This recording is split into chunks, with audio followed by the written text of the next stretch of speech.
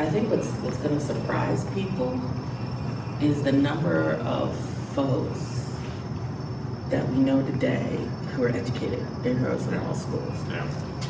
I mean, like George C. Wolfe, never would have guessed.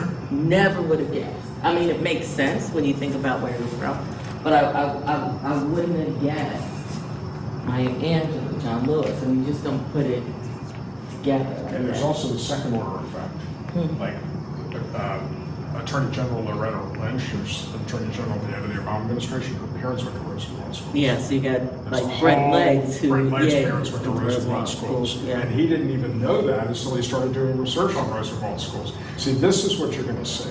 When we opened this exhibition, launched the book, former Mayor, Atlanta Mayor Shirley Franklin interviewed me on stage.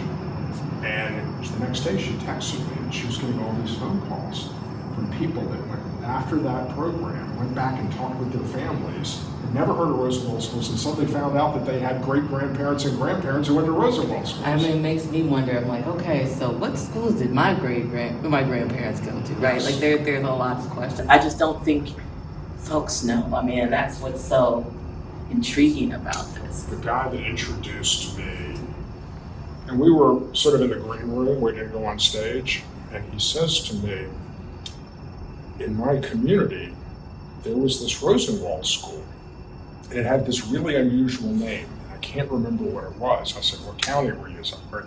And I pull up the Rosenwald database at Fisk University. I pull up his county, and I show him the list. There's like 8 Roosevelt schools in this county. He's like, that's it. It's the Christmas school. Okay. And I thought it was just a nickname.